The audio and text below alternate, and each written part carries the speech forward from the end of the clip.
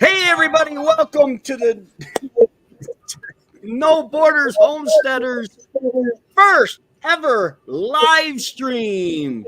I have down below my from Little Homestead by the Beach, I have Remy from Rem's Family Farm and Darren from Thorhaven Farm.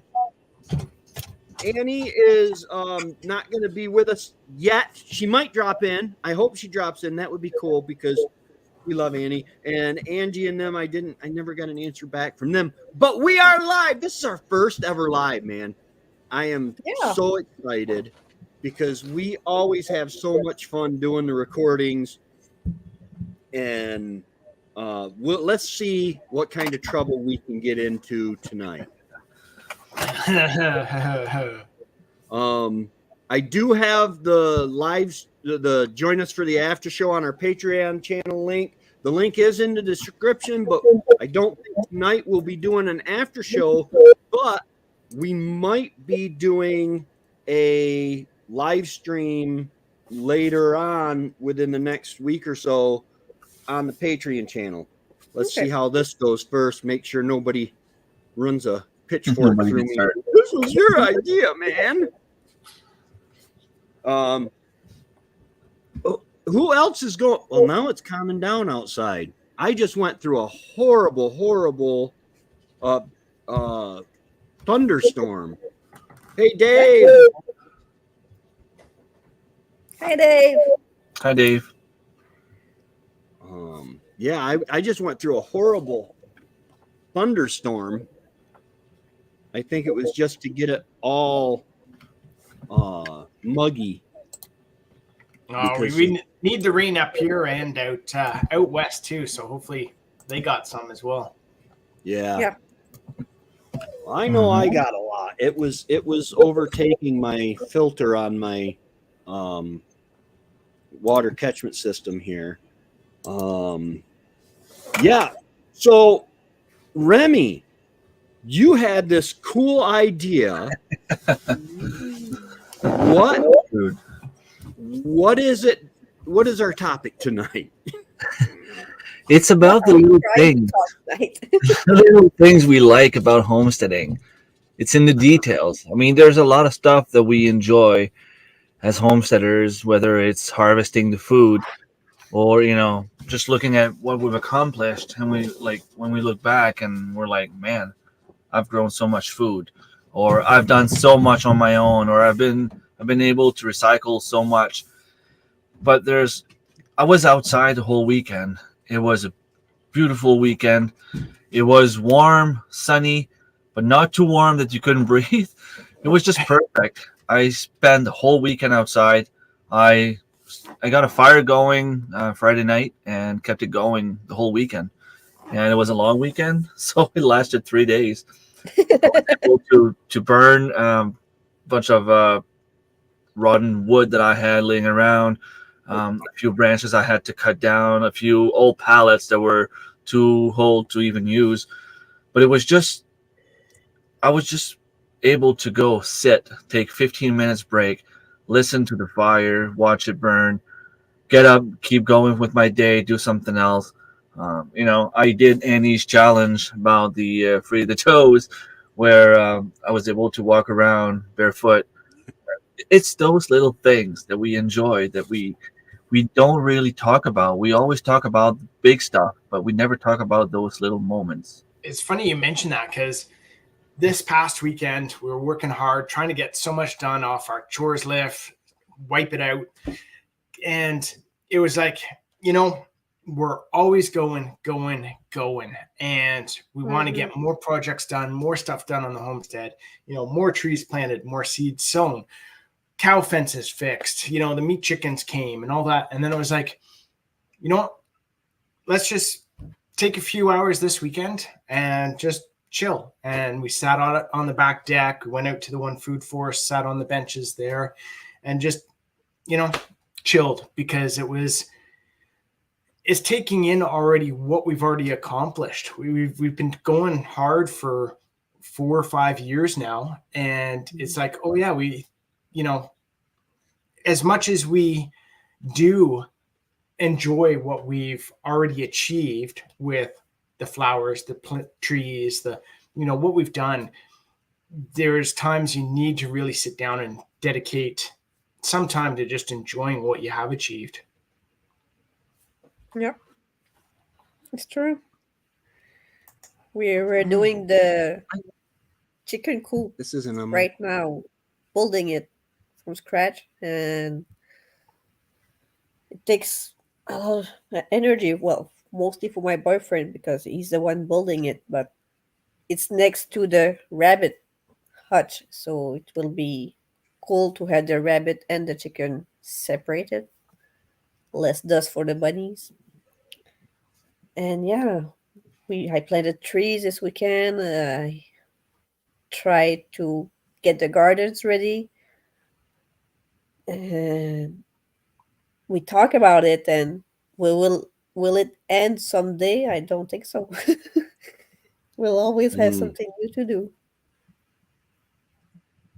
What's still Yeah. little. Yeah, I got a small chance. Of course, I've been chasing pigs. Last week stunk for me. During the middle afternoon, the pigs got out, and then we got them back in. They went right in, and I'm like, okay. So Trevor and I set up electric fence around with just the sticker thingies, the sticker, the fiberglass rods. And so that apparently didn't work because one of them got zapped on one side of the pen and ran through the corner on the other side. 11:30 at night, my driveway alarm starts going crazy. Well, what it was the pigs were rooting all around the driveway. And so 11:30 at night, I'm running out there trying to get the pigs back in. They went back in rather easy, praise God, because they, after being shocked, not electrocuted, but shocked, I couldn't believe that they went back in that easy. Mute already, you stupid thing. But after we built the new pen, because now we kind of have an adjoining pen that's kind of keeping them busy, rooting and stuff like that. I got a chance to sit out before the mosquitoes came out. Hey, love the land. I got a chance to just sit there and watch the pigs. It is the most enjoyable thing that I've done in a long time because I just don't take the time the way I should to just take in the things. I mean, I got robins I found today building a nest in the woodshed, and I'm going to let them do it. I mean, but it's just so cool to watch them. Oh, it's great listening to the birds, watching the birds. Again, like you said, watching the animals just do their thing sometimes. It's kind of like, relaxing, reassuring. Again, it provides that sense of accomplishment of what you have achieved as well. Yeah. Yeah. I hope everyone's enjoying their gardens. I haven't had a chance to get it. I just found the lumber that I was looking for. I've had treated lumber forever. I just found that today that I'm going to build my raised bed from.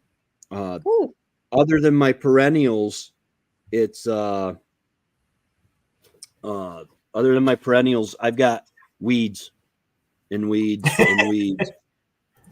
Hey John, how's it going? We planted all our root stuff early. The turnips, the carrots, beets, that sort of thing. It's already coming up, so I'm hoping it'll be okay because we still have a few weeks to go before last frost. But I figure with the weather we're having, we should be okay. So, yeah, we're having very nice weird weather. Yeah. Yeah.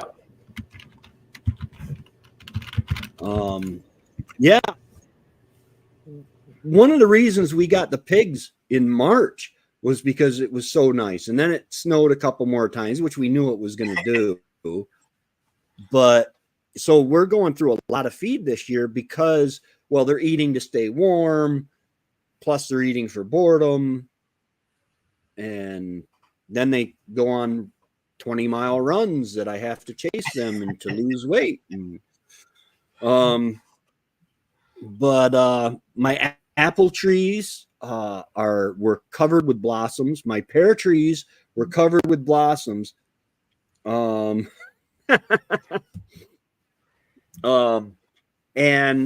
the problem with the pear tree is I have the where are they? The Oriental pear. And then I have a Bartlett pear tree, but that is not blossoming yet. That's not ready to blossom. No grease. I have a hard enough time with ungreased pigs. Because our apple trees are blooming, Hey, plum trees, pear trees aren't yet, but last year when the apple trees and everything started blooming, then we had a cold snap and like snowstorm, ice pellets, and it was cold overnight, and it would like really hurt everything that was blooming. So the pollinators weren't even out last year, where I see a whole bunch of bumblebees and other bees around. So it's nice to see that hopefully this year should be good for pollination. I'm hoping so. On my apple trees, I haven't seen any of my honeybees on them. But I took, and there's a apple tree down the road. I'm not sure what kind it is. It's a sweet apple kind, but it's never been pruned in the last 20 years or so. So you get real small apples, but they're sweet. And I took them and I took a couple blossoms off that and touched some of the blossoms on my apple trees. So, hopefully the stigma and hopefully they had a good time. Hopefully science works. Yes.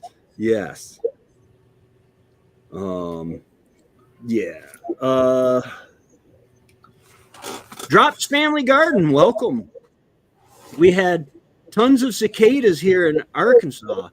Been swatting them off every second when this is supposed to be a big year for cicadas. Haven't seen any yet for us, but again, we're back a bit on, on everything. on everything. Yeah, our zone. Hey, by the way, if anybody happens to see Richie, he's been on my live streams and stuff before. Send him home.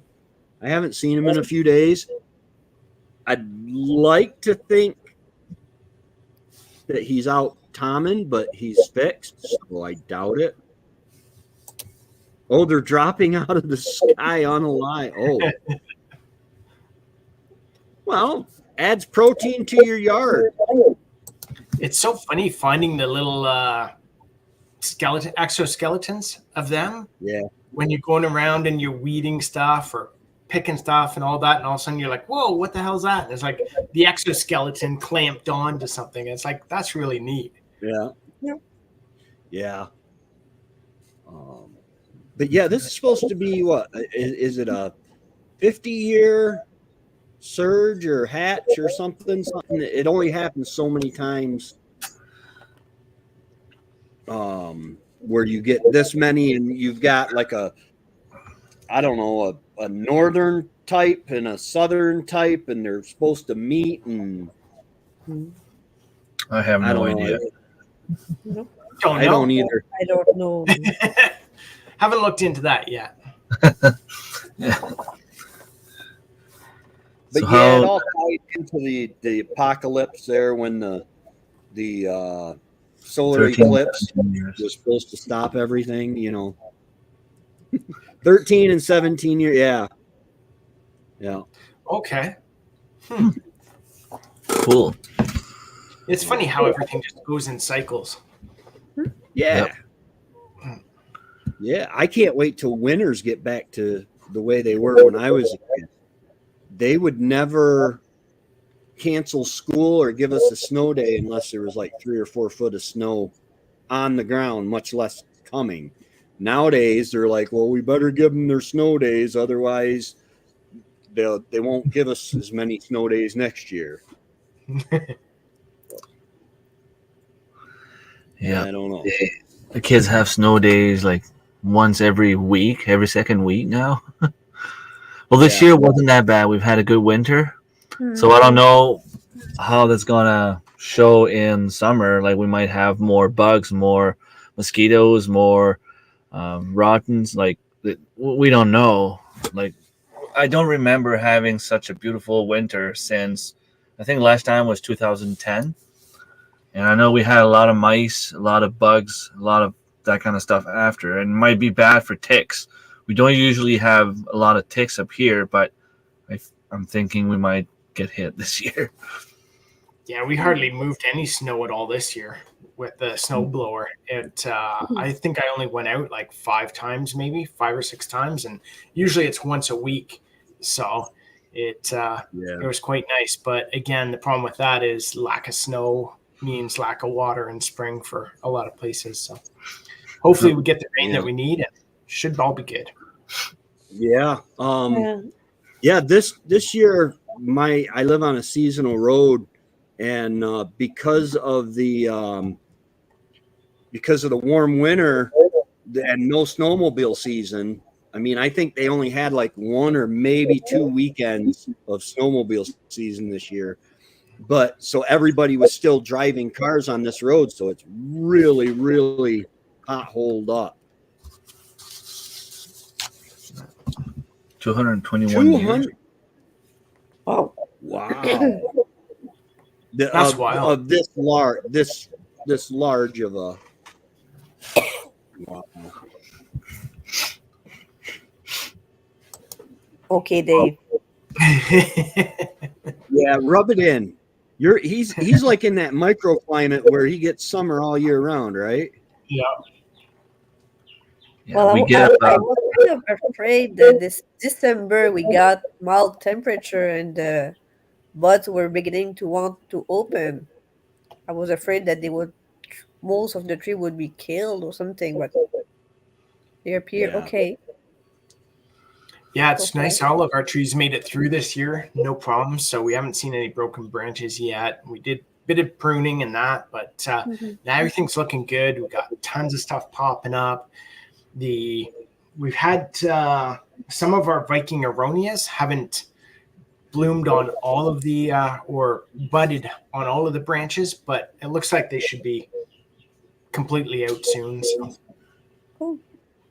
See, that's one of the winter I enjoy on the homestead. I don't have to shovel too much. I didn't really lose anything. I didn't really lose any trees because of the snow, the weight of the snow. The only thing I lost is a few shrubs of red currants. I didn't lose them. They just lost a few branches because my son got a little pellet pew-pew, and then he had a little target in the back of the property, and he kept walking on top of my bushes to get there. I'm like, man, what are you doing? Like, just go between the trees. He's like, well, I thought I was good. No, you were right in the middle of it. And then I have to put a few flags. I can buy flags at the dollar store. I'm going to have to put a few on. We marked in a bunch of ours the first year, second year, because Bridget's sister would drive the snowmobile all over the property, and we had just started planting stuff. So it was like, no, like, you know, when you see the snowmobile tracks go right between the 2 posts where you have your berries, like, wait, come on, really? Yeah. So, but now it's like, no, she doesn't drive around the back anymore. So, Good. Yeah. Yeah, even in the summer, they're hard to find sometimes. I have a few small elderberries and a few small red currants, like they're just a few inches tall. So if the grass grows a little bit, I lose them. I'm going to have to put something around them just to make sure I know where they are when I mow the lawn.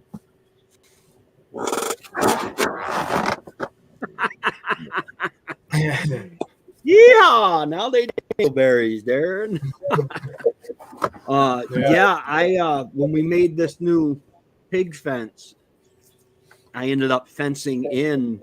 I don't know. I think it's like 30 by 30 foot for the pigs, and Looks it like was a good size. yeah. I wanted it good Lots of size. bushes, which are nice. Yeah, they were very good producing blackberry bushes last year. So I was hoping there'd be second year canes producing this year, but those pigs they're going to town on them, man. I mean, it's clearing out fast. But the wonderful thing is that as I clear a section of the homestead, the woods tries to take back the other sections, and on the tree lines, that's where I'm getting a lot of berries and stuff. I do have some thornless blackberries and black raspberries and stuff planted, but it's nice to know that, okay, as I clear out a section, the berries will come back.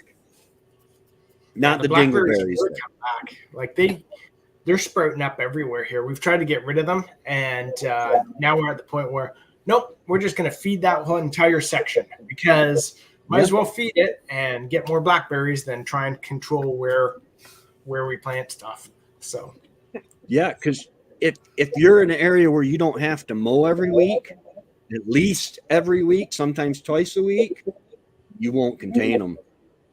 No. So I usually just release the chickens in the garden when it's done. They're great. Yeah, no tilling. If we could figure out how to get our chickens to follow a trail and go over to another penned area, that would be awesome. Yeah. Like without having to run the. Yeah. We need to make one of those tunnels where they can just go to each individual spot. But the problem is that it's like you've got tunnels all over the property. So I'd be running them over with the tractor. Either that or you just bring one by one. Yeah, we could do that too. It just, a lot of work that. Yeah. You would need to make a chicken. Because if you let them go like they got out today, and they destroy everything. So we've got new lupins coming up, new other plants coming up, and it's just brutal. It's funny you mentioned that because the way I got them back into their pen today was with the compost. So we had some green peppers and lettuce and other stuff. I think we had some stale bread and just took it in, shook it, and they all came running. So it's like really great that way. So yeah. But yeah, that would be a good way if I just penned in an area with more chicken netting and then called them with some stale bread or old bread or something else. Yeah. Well, you can make temporary netting with the fiberglass rods. As long as it's not going to stay in one. If it stays in one place, the grass will for too long. The grass will grow in it, and then you end up tearing it up when you move it. But I free range my chickens, and you really got to cover and fence in anything you don't want them into. And you hate it in the middle of the night. You go out to grab a block of wood off the wood pile, and there's a nice block on the ground, and you reach down and you grab a nice big handful of log, and guess who poopied on the log on the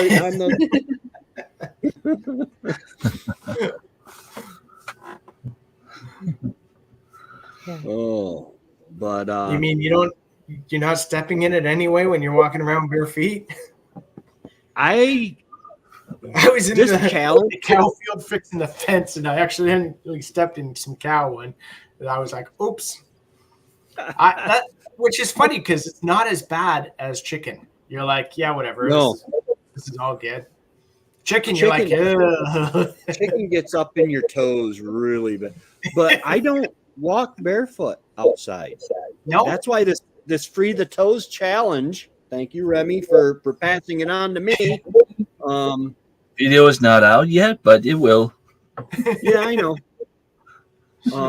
But I don't walk barefoot. I have to have, at the very least, sandals. Okay. My feet Free are the so tender. The other day, it was driving me crazy. We had we were doing the pig pen, and we had the 6-inch posts, round posts, and Trevor was cutting with a chainsaw. He was sharpening the end, and I was standing with my boots on the in the bed of the truck on the board holding it, and the vibration from the chain was just driving me crazy. I'm just very sensitive on my feet. Okay. There's a reason ranchers take their boots off before they go on. Yeah. Yep. Indoor shoes and outdoor shoes.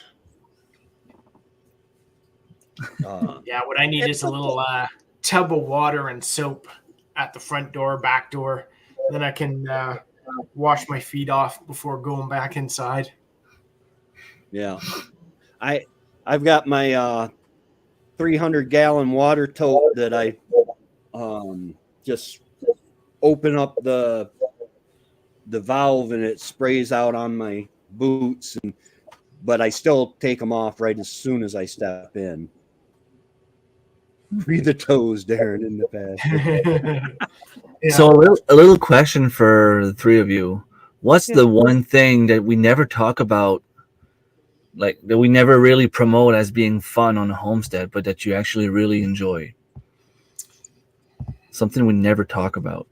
Well, I don't know if I never talk about it, but I try to attract birds in my own, on my homestead, and for that we have a lot of trees, but also some birdhouse. And today, my boyfriend said that he saw the swallow coming. Cool. So for me, it's really exciting because swallows are, well, one kind of swallow is kind of endangered, and it's this one that's in the birdhouse. So I'm pretty happy about it. I'd have to say that is like one of the things that I don't hear too many people talking about, and I love it too. Like when we see the amount of birds now here on our homestead, the amount of butterflies, insects, bats, dragonflies, it's pretty wild. Because when we started out, our entire property was just sand. There was nothing, sand and pine forest. Like Bridget's sister, for those who don't know, she owned this place before us, and there was nothing in the backyard at all. So there was some like wild strawberries, wild raspberries. So when we started the raised bed gardens, we were infested by grasshoppers. It was just, they were eating everything. It was hard to grow anything.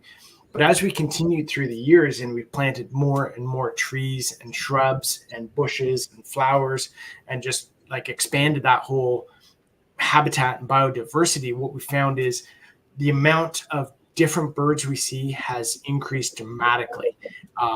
We see different birds all the time. We see different butterflies all the time, dragonflies nonstop, bats. It's just like just now infested by animals, which is a good thing. Yeah. But it's one thing that we just love is, except that like 4 o'clock in the morning in the summer when they're like mating. I guess it was spring, but you know, if you have your window open and they start going at like 4 in the morning and they wake you up, but it's better than the dogs we have to listen to. So for us, it is one of those things that like we love seeing that nature just happening. It's crazy. Yeah. I would have to say it's the wildlife. I routinely see deer. The other night,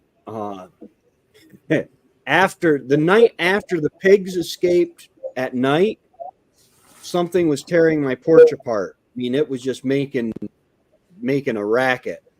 So I grabbed the light, and I don't know why I didn't grab a pew, but I looked out the door. There is the fattest raccoon. I think it's probably a pregnant mama getting ready to have looking for a place to have babies. And but I got to see it. I love to see them, you know. And it's funny. Everybody's like, "Well, you hunt deer. Why do you like, you know?" Well, I love deer. You know, I hunt them because I love to eat them. I also like seeing them. I like watching them. The Alex and Misty were coming up the driveway to see the pigs, and Misty brought me stuffed pork chops. Oh, they were good. But their kids were in the puddles. They were picking up salamanders. That I love kids on a homestead. It is just awesome. Buddy, you got to get down. Thank you. Hearing them laugh and play is just really, really cool. And something that doesn't happen very often, but I got to play the hero today. I was actually in the house. I forget what I was doing, but I heard it sounded like somebody was doing donuts on the dirt road. And I'm like, what in the world? So I walked down the end of the driveway, and there's an Amazon truck, and he is like high centered off the road. The only thing that kept him from going over was he caught a tree, which made a nice little dent on the side of his van. Oh no! And so I went and I asked him. I said, "You want me to grab the tractor?" And he says, "Yeah, I guess." He says, "I don't know what they do in this instance." But so I grabbed the tractor and took him out. He said some lady with a minivan came barreling through, and he pulled over to try to let her pass, but he said she was coming so fast, not pulling too far off. And then once he got off the road, it was. So I got to play the hero. I like playing the hero. Cool. Fun. Deer around here are like big dogs, not worth the meat. Where are you at? Arkansas. That's right. Yeah. For me, it's everything you guys just said, but I don't really have a lot of animals here. I do have the butterflies and the bees, but just right now, building my food forest, I just can't wait to have the kids go out and just enjoy fruits from the tree, right off the tree. I remember my kids going outside harvesting carrots, being like, "Hey, can I take a carrot?" Like, of course. That's why I grow them, right? Wash the carrot, eat it, go and find a huge cucumber and come back inside and cook. Of course, it's like everything else. Like we enjoy harvesting food, but it's just when you find, when the kids go out and they find stuff and they're interested in, and they learn from it. They find new things they like about it every single year. And like I was saying earlier, just be able to relax, sit down in the middle of my garden, just look around and have my feet in the soil, play with the soil with my hands. Just like, there's no better feeling. Yeah. Watching the little frogs and the crickets and the things you don't see when you're going 60 miles an hour, you know, when you're busy In an office. And what's that? I said things you don't see that in an office. Well, maybe Darren does, because his office is right in front of his backyard, but I don't. Yeah, it's funny watching the animals too. When they do, you know, if you watch them for a bit, they all do silly things, and it just makes you giggle. Like, you know, watching our baby Highland cow the other day, and she was licking the water like a dog. So like, she's just learning how to drink, and she was lapping it up like a dog rather than sticking her face in and actually drinking. And then she goes and she's got her tongue still out, and she's like so close to the electric fence. I was like, oh, wait for it. She didn't touch it that time, but you know, things like that. watching your chickens run 90 miles an hour across the lawn after grasshoppers and stuff like that. It just, that stuff's really cool to be able to sit and just enjoy that kind of thing. Yeah, totally. Watching my little Also, hops when you plant. plant, thing in the fall, that's you're not sure we'll make it, but half dead already. And then the spring will come back. It's like, wow, Once you we see the leaves survived. start to bloom and bud, and it's like, oh, yeah, it made it. Yeah. Yeah. I'm- Like when you I'm not gonna say. Oh, go ahead. I was gonna say when you break a branch on something and just for fun you just stick it in the ground and be like, well, I'm too lazy to bring it back there with the compost pile. Just stick it in the ground and then you go 2 years later and like, what's that tree doing there? Like it survived and it grew roots. Like I saw an elderberry and a red currant growing out of nowhere. I had no idea where it came from until I started thinking. I'm like, I probably planted some branches there. And the more I thought about it, the more it rang the bell. But I have no memory whatsoever of doing it. But I know I did because It's funny how many of those you can do it with. Like, found out you can do it with the choke cherry, the basket willow, that sort of stuff. So when we started pruning stuff, I'm going around doing the same thing. Just here, we'll see what happens. And I noticed some of them have taken, which is so cool. It's like, yes. Service berries. I didn't know about choke cherries, but service berries, the elderberries, all the currants can do that too. Yeah. I hope the service berries all take off because I have a bunch of them here. And with those ones too, you can like, I think Marilyn was mentioned it last time. Is like lay them down, cover them up with soil, pin them to the ground, and then it's like, bam! Next year you're pulling out new ones, cutting them off, and I think we had 10 or 12 new blackcurrant bushes now that we've started because of doing that system. So it's just, that's crazy. You can do that with gooseberries too. Nice. Pretty much any shrub, if you can put a branch in the soil, just put some soil, maybe a rock or a log on it just to hold it there. Some of them might be better if you remove the bark and the cambium just to help the roots take off. But most of them will just root. Same with raspberries. Raspberries will propagate like crazy. We were talking about blackberries, raspberries. I mean, they're all in the same family.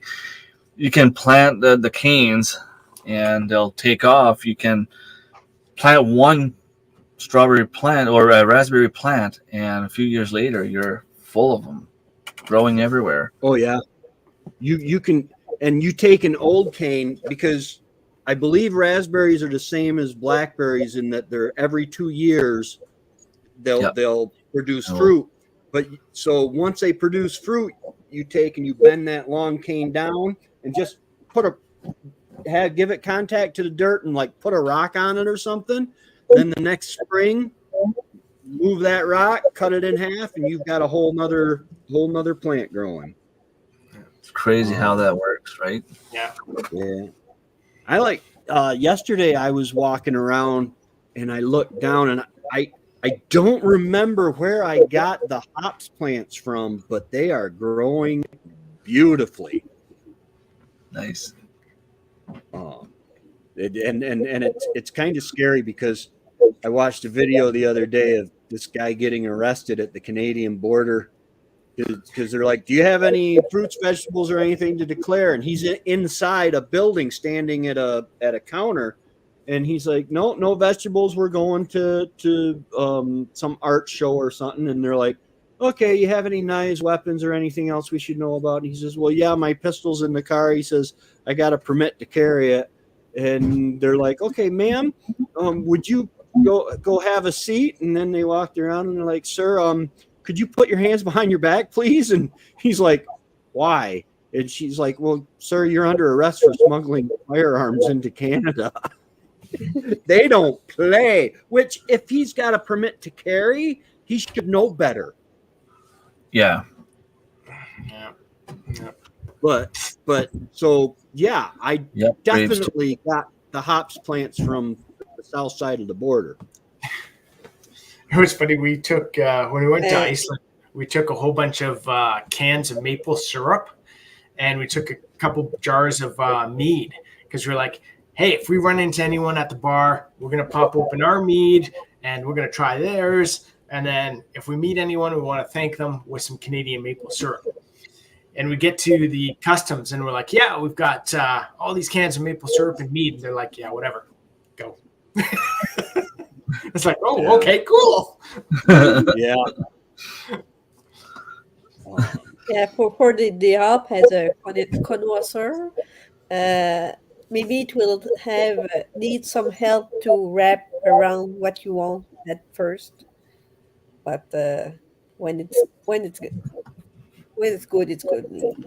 You Hops won't, you is won't so need to cool help. too. When it starts to grow around something, it's almost like it starts to curl before it actually curls around something.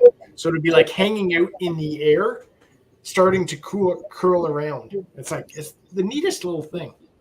Yeah, and hop. I think I don't know which is which, but American hop will curl this side, and Asian hop will curl this side. Oh, neat.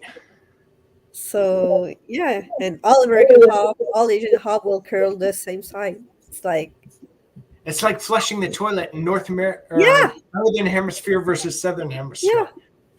yeah, Yeah, I have some hop growing here as well. I don't know. It's not very big, but it's there's so much stuff going on right now. Like I started doing the mushrooms from those boxes you can buy, mushroom kits. So I don't have. do those inside. Huh? Don't do those inside. Why not? Do you know how many horror stories I've seen with people that, the fungus goes into the house and then it starts growing out of their furniture? Like if it gets into foam or curtains or blankets, all of a sudden you've got like mushrooms going out of your couch or mushrooms going out of your chairs. It's like I could just, you need to Google just see Remy. mushrooms taking over houses. It's like all of a sudden your carpet turns into a mushroom Well, carpet. they're good mushrooms. They need water anyway. But I have a small box in my kitchen. I have one that I am trying to make a perennial thing. So I'm gonna have a video coming out on that with the results if it works. Well, I'm gonna have the video out if I don't have good results anyway, but we'll see if it works. They're only oysters, but apparently they're very good mushrooms, so I can't wait to try that out. It's gonna be awesome. Really, I have so many things going on for the first time. That's fun. Yeah. The sky is like yellow. That's I wild. have this guy. I There's a lot of like fire living. these days. What's that? There's a lot of fires these days, so maybe it's Yeah, you're getting our smoke again. Yeah, Canada trying to preserve America. Yeah, there is just so much. I was talking to there's a guy that lives down the road that is starting. He's got it in his head. He wants them to pave my my seasonal road that I live on. And there's another guy that they kind of live back in behind me a little bit, and they kind of want it to be paved, and I really don't want it to be paved. I let them know. He said, "Yeah, I really don't want it to be paved. I like it being a snowmobile trail in the winter. I like having to take care of it and that isolation. I mean, if somebody drives by and stops out here where I can hear their engine, I feel perfectly, hey Karen, I feel perfectly justified in going to see what they're doing. If they pave the road, then that's going to make me a creep.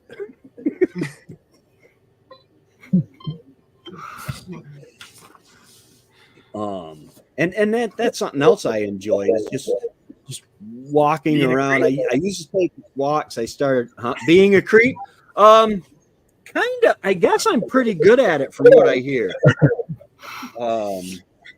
My friend Matt kept saying, he says, "Okay, I'm gonna sign you up for a bunch of dating sites, and we're gonna find you a woman, find you a girlfriend." And I'm like, I don't really want one. And he's like, "Well, we're gonna do it anyway." And he kept on. Well, he just had his daughter just had his first grandchild, and so I said, "You know what? You don't have to look anymore. I'll wait until your granddaughter grows up and I'll marry her." I figure that gives me at least, because I'm not going to marry anybody that's under like 40. So that gives me 40 years, give or take, that he won't be bothering me about it. And he said that was kind of creepy. Yeah, I was just joking. Why? Well, I was going to wait till she grew up, and I'll be dead by then anyway. I don't plan on living another 40 years. It's funny, one of the things too that you mentioned, hearing people on the road out in front and that sort of thing, is like, you know, when you're sitting on your front porch or back porch and you're listening to what's going around, but just sitting out on the porch and watching, you know, what's happening on your property, and not to get pissed off at people, but to enjoy what's actually happening around. Again, it's like the animals, watching, looking at the flowers, the trees swing in the breeze. It just kind of taking that in. It was funny because it must have been Saturday or Sunday or something. And Bridget and I were sitting out on the back porch and just there. And I looked up at the cloud and I was like, "Hey, look, a raven." And it was like, "Oh yeah, that does. It's cool." And I was like, you know, how often do you really take in nature and stuff like that when you're running around trying to get stuff done? You know, we still do. I think that's what we love about what we're doing, is that we do take in nature, but to purposely, you know, put some time involved and sit down and just chill and, you know. Yeah, I can, like, now that the trees are budding and their leaves out and stuff. Alex and Misty have kids, and I hear them, you know, when they take their walks up the road, laughing and giggling. I can't see them even from the porch unless I actually walk through the woods, but I can hear them, and they're having a good time. They're not sitting on a couch with their, you know, cell phones in their hands. They're out exploring, and they're, "Hey, look at this, you know, this big mud puddle. Don't you push me in. I'm going to push you in." You know, all this stuff that we used to do when we were kids. Wife only a year younger than me, 58 is okay with me. Yeah, I like the sound of kids. My daughter is growing up. I have 5 grandkids, and so I'm done with kids. When I get that hankering to play, I'll go play with them for a while, sugar them up really, really good, and then come home and leave them with mom and dad. Yeah, ravens are supposed to be good luck. Yeah, Odin keeping an eye on me. Yeah. Yeah, it's funny you said exploring as well, like hearing people out exploring and that sort of stuff. And that's another thing that, you know, I think Remy's mentioned it before about foraging and that sort of stuff, but being able to go out and explore. and even just exploring on our own properties. This year I was out and, just walking around the back, and you're starting to see new stuff pop up. Oh, I didn't notice that last year. I haven't seen that before. Oh, when did that happen? And, all these new plants and bushes that you're like, oh, that's cool. I didn't notice that before. So that kind of stuff is really neat to be able to notice and take a look at and enjoy. Yeah. Didn't mean to bring that up again. Yeah.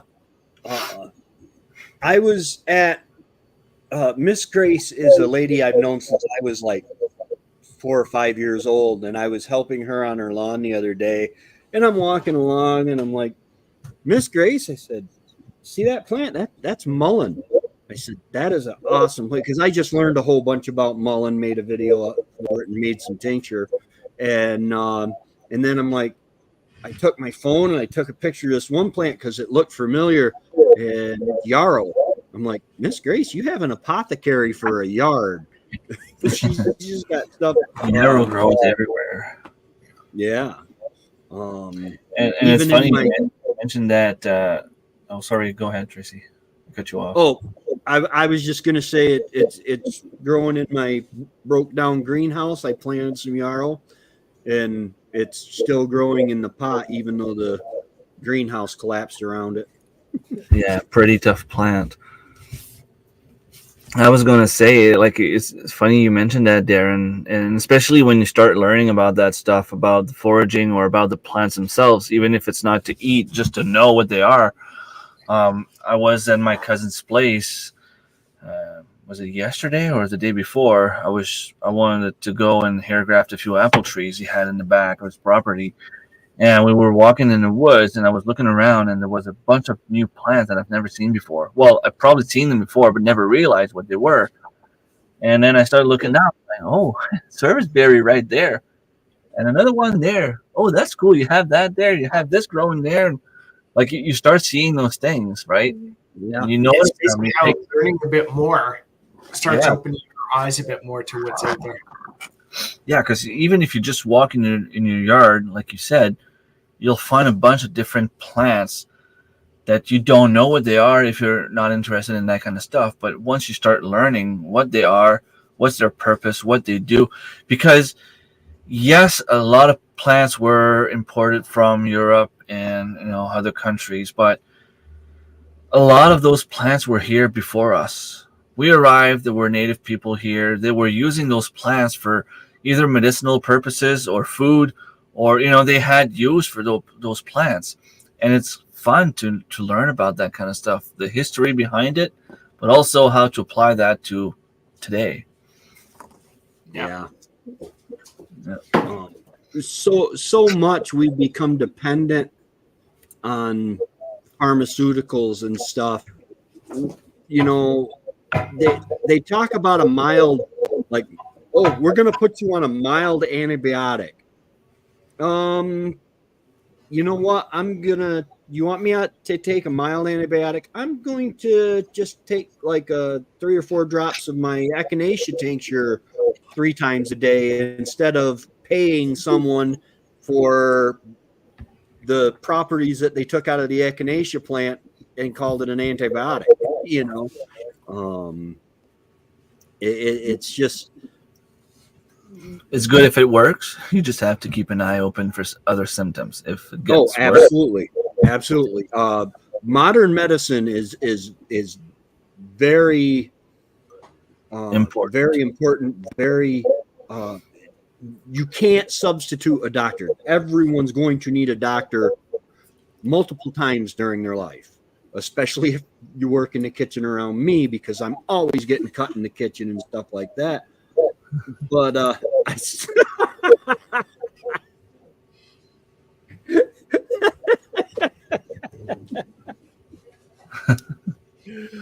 hey, my wild home. It's crazy, some of the ones out there too, like meadow sweet and others like that. Before you just cut it down because you think it's a weed, and then it's like, oh, you can make beer out of it and flavor beer and all this. It's like, oh, you can use this for drinks and use this for teas, and it's just like, The cool thing is around you, all around nature. If you take a walk in the woods, if you were going to live in an area, almost everything you need to live in that area will be within, I'm going to say, a day or two walk of that area. You know, you need shelter, you got everything you need to build shelter. You need clothes, you need food. Now, the farther north you go, the harder and scarcer it seems to get. But I mean, even up there where Darren is dancing with polar bears, you know, he ends up, he's got everything he needs, and a lot of it, it's funny because the more, like you guys said, the more I learn, the more I look, the more I see, and it is just amazing, and it's enjoyable too. it is, and it's so funny because we get caught up in. I think a lot of people aren't attached or aren't doing what we're doing or aren't in the know, kind of get caught up in like importing stuff. So avocados, we're going to import them and it's going to be awesome, this new superfood. Or how about pineapples and all that. Just look around. We've got blueberries, choke cherries, raspberries, Viking aronia berries, black currants, like you name it. There's all of those there that you can go out and just start harvesting and growing and that sort of stuff. There's no need to import stuff. Mm-hmm. Sure, it's great to have pineapple, especially on your pizza, but sometimes but everything you need really to live is within your area. It's just different from somewhere else. Yeah. Right. Yeah. You still need to know what you're harvesting, though. Like, you need to make sure you know your stuff. And that's, we were talking about that on a previous live stream or maybe a previous podcast, where all the knowledge we had, the knowledge our grandparents had or the grandparents had, it's getting lost. And one of the reasons I do what I do is so that the knowledge is out there somewhere. Because we know a lot of stuff. Let's face it. I mean, people in the chat, we do YouTube. It's because we have information to share. But we need to get that information out there for people to be able to continue learning from. Because eventually, like, I'm not the kind of guy to believe that there's going to be an apocalypse tomorrow. It's not what I'm saying. But at the same time, what if there's a solar flare? What if everything electronic stops working? What if for some reason they cut you off on an island, like my wild home, you're stuck on an island, you can't go back. You need to learn to provide for yourself. Like, there's always different situation that could happen that you need to know what's around you. You could just go hunting and get lost. You need to know how to build a shelter. You need to know what to find in the woods to be able to provide for yourself. Yeah. I mean, I keep saying, if I lose my job, I have a lot of food. I might have to cut down the cable. I might lose power for a while. I might even lose my house if it comes down to this, but I have food. As long as I have food, I'm good to go. Well, my parents, they're old. I mean, my mom's 87. But even them, we were raised a little older because we didn't know it was called homesteading, but my parents homesteaded. Mom canned and we picked berries and we gardened and all that other stuff that I hated so much that I do every day now, and enjoy it. But there came a point where it was easier to give a nickel for a piece of candy rather than go pick a small new limb off a yellow birch, or go pick pick some mint to chew on. You know, it was easier to buy the gum, and then it made its way into our food. Well, it's easier for me to go buy my beef rather than raise my beef. Now, there's a big difference between grocery store meat and those steaks that Darren served us at the conference, and that moose meat that Remy brought. Dude, I ate like a king. It was awesome. And now they're talking. Well, they're doing stuff to our food that is not acceptable to me, if that makes sense. I have an app on my phone. It's really funny. It right there, the insect. It looks like a nose to me. It literally, you take and you scan the USB, the barcode on anything, and it will tell you. Let's see here. No insects found. Because in some of the ground meats and stuff, they're starting to use insects as fillers. And this basically tells you, okay, you scan the barcode and it goes to its database and it tells you what's in that thing. Okay, well, because the FDA said, well, there's a certain amount of foreign matter you can put in your ground up meat now. Well, it's not, to me, it's not a bad thing if we go and start eating insects if you enjoy eating it, like if you want it. I mean, I'm not against it. What I'm against is they want us to stop eating everything else. That's what I don't want. Yeah. I enjoy my steak, and I want to continue to eat my steak. Now, am I saying I will never have a cookie made out of crickets? No, I'm probably going to try. But does that mean that I will select that over my chocolate bar? Probably not. I like my chocolate-covered crickets when I want them, not when they want to force feed them to me. Right. My cats like it. I like they got ranch flavor crickets at a campsite that I used to go to. And that was cool just to watch the expression on the kids' faces when you smile and have the legs sticking out of your teeth.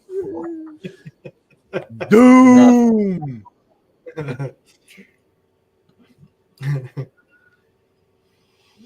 But that is one of the absolute pleasures and joys that I really love about doing what we do is when you cook dinner or cook breakfast or lunch, and everything on that plate is either something you grew or raised, that feeling is unreal. Like, yeah.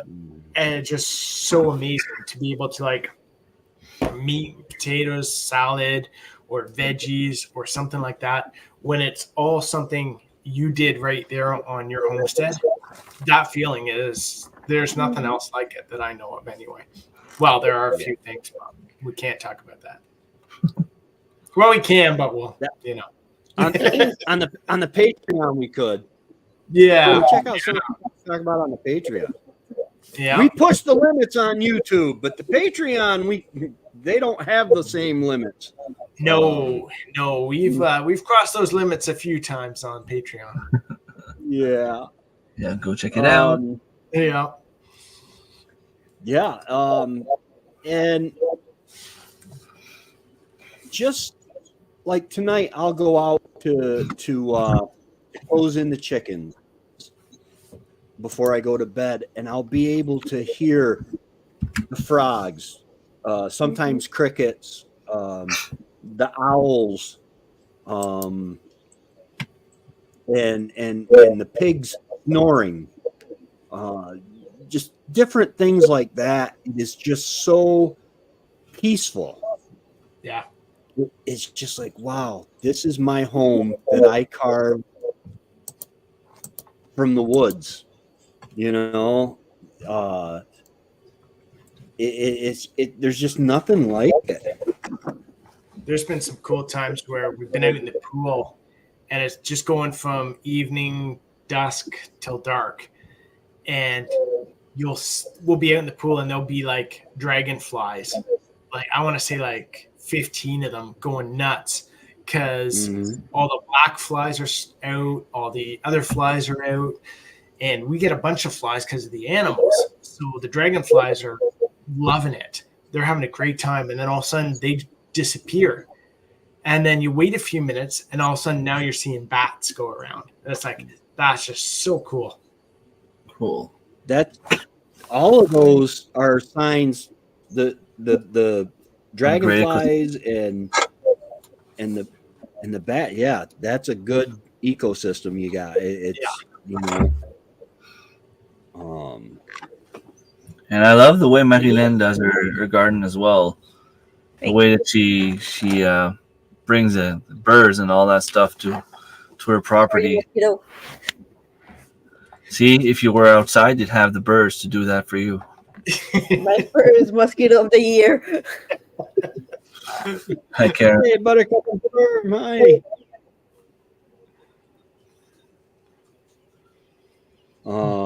I wish I had bats. Yeah, I did have, and every so often they'll show up in the summer, the bats. Yeah, they're almost extinct here in New Brunswick. Yeah. We put the bat boxes out. We made some and put them up, but we made a mistake. We've got those big pines, like the tall ones, and we put the bat boxes in there thinking, oh, this is good. You know, they're up high, but they don't like the forest. So now we've stuck one up on a pole, just like the telephone pole, really high by itself. And we've still got to move the other two out. But you just got to make sure you put those bat houses in the right place for them. Yeah.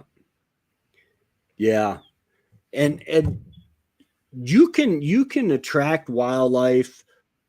My son-in-law on their farm, they own, I think they're pretty close to 70 or 80 acres now, if they're not above that. And they raise black and red Angus cows, but he put in a bunch of ponds and stuff, so they get ducks and geese and bees and deer and you can really enhance your life and entertain. It is really entertaining, man. Just with a couple chickens, watching a chicken run around with frog legs sticking out of its beak and 6 other chickens chasing it, trying to get it from them. You know, it's. I think that's the one thing we need to do here is put a water feature. So like down the hill from us, there is a stream, a creek. We've got a river over on the far side. So there is water close, but nothing right here. So we'd love to have kind of a pond or something we'll maybe put in a year or two. And then that way, hopefully have more aquatic life and the dragonflies and everything right here on the property rather than them having to travel to come visit us. Yeah. I would like to do that too. It's one of my ecosystem projects. I don't know when or if, but yeah, I would love to do that. And we are in the same situation. We're both on sand, so even if you dig 1 kilometer, you will just drain.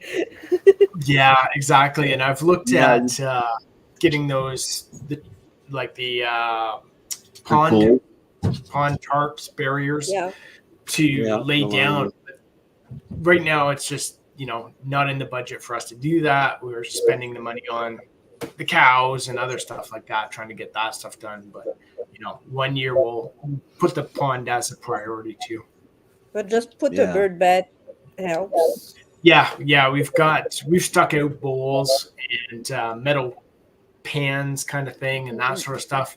So we've got multiple spots for the bugs, the bees, butterflies, birds, all to be able to access the water.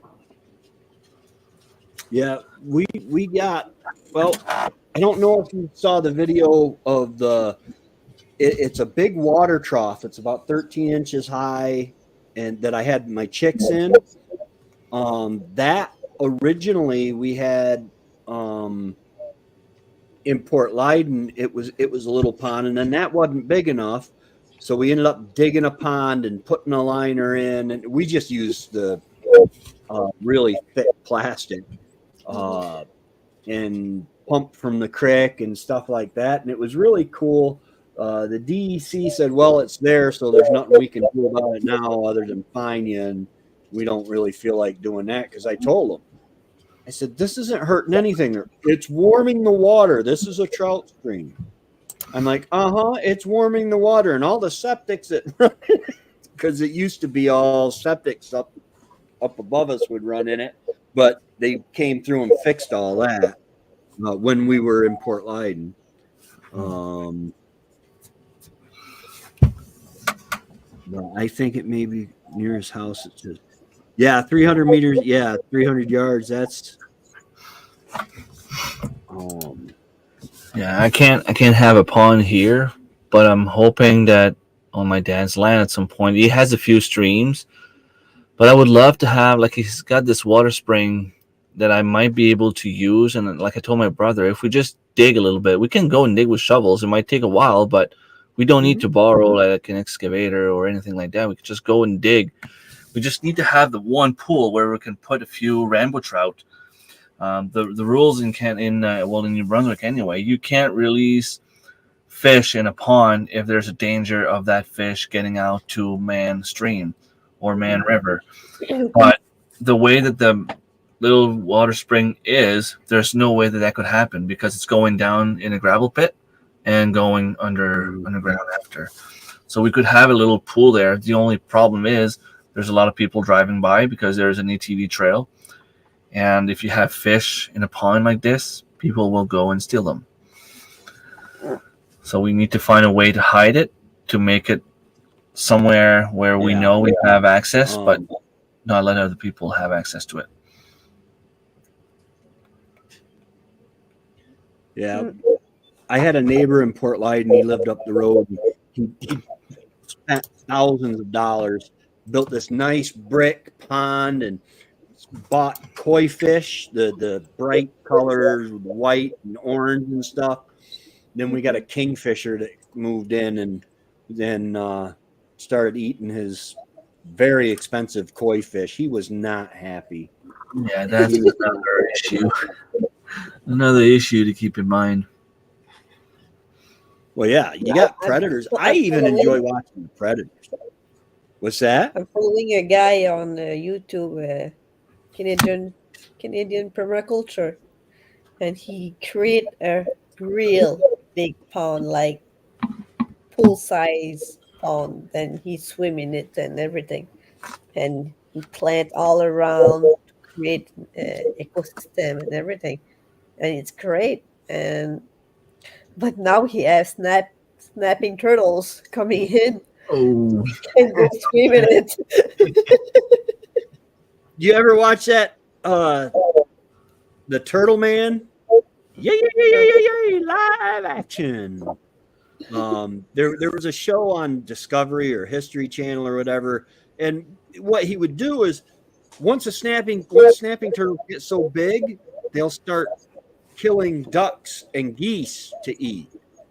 And so he would go in and remove the turtles and relocate them.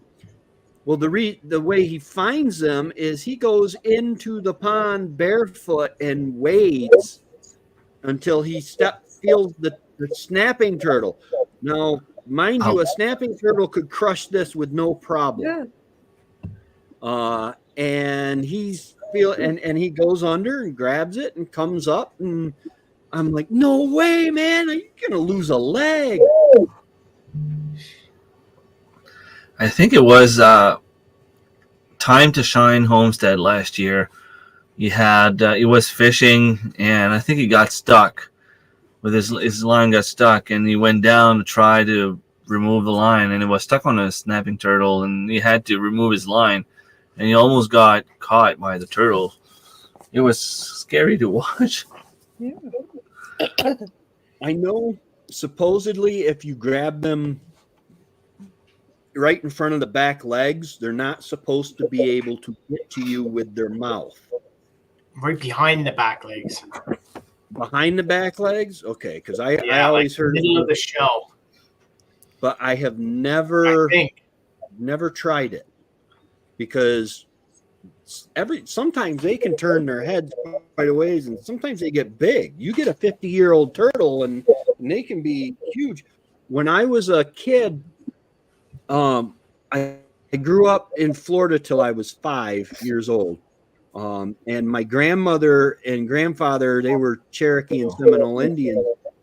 And my grandmother said, now, Tracy, she had a really gruff voice, you don't go near that wash basin.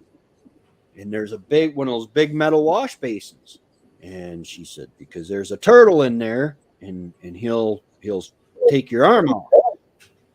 And she lifted the piece of plywood, and there was a turtle in there that filled up the bottom of that wash basin. And I'm like, well, what's he for, Grandma? And I'll never forget. She said, that's dinner Sunday. And I'm like, oh, wow. Cool. Yeah. Armadillos.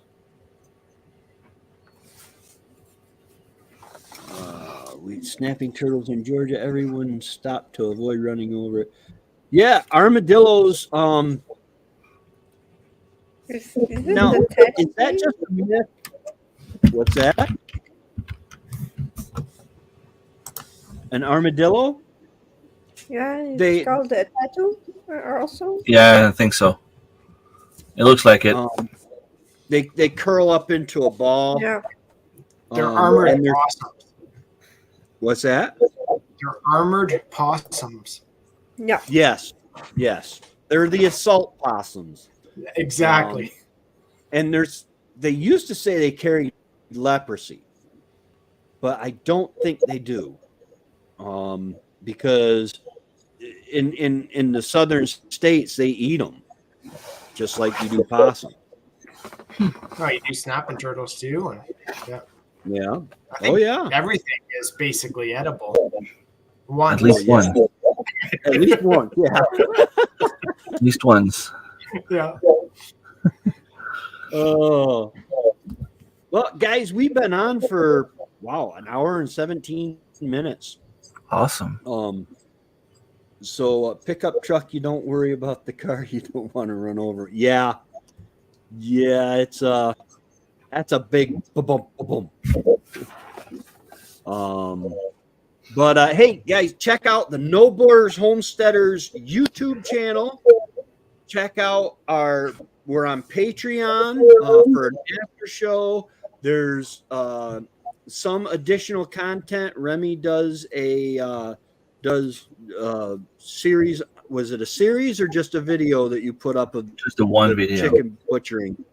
Just the one Because video. YouTube doesn't like blood. And then I did several videos on butchering a deer years and years ago that we put up there. So we like to put our content that YouTube doesn't like up there. But yeah, don't forget to hit that like button, that subscribe button, that little notification bell so that you get notified every time we come out with new content. Yeah. Woohoo! Yes, you. And check out Rem's Family Farm, Thorhaven Farm, and Mahilin at Little Homestead by the Beach. We're gonna go ahead and let you guys go. Oh, you're on Rumble, yeah. That's cool. We do yes, and I'm Tracy from T-Ham 141 Homestead. I don't know if I mentioned that before. I'm the one, the only, thank God, says my mom. Can't blame her. What's that? No, I can't blame her. Can't blame her. You guys only get me for like a weekend a year, and by the time I'm done, they're like, "Get out of Canada." We knew what you meant. Yeah. But yeah, basically on YouTube we do. Sometimes it's a half hour, sometimes it's an hour on YouTube, and then we do an after show on Depends how bad Patreon. we are. It depends because if we start getting too wild, YouTube won't like that. And so we go to Patreon where we can show our true colors, and just talk about things that YouTube doesn't like. But so yeah, guys. Anybody else got anything else they want to say? Nope. Not offhand. No? Thank you, Remy, for the topic tonight. Yep. Thank you. That was awesome. Next time we'll stay on topic. Yeah. Well, we were on. Yeah, probably. You never stay on topic. We never do. No. I had a 3-hour video where we had the YouTube, the after show, and the after show, where we got pretty deep into some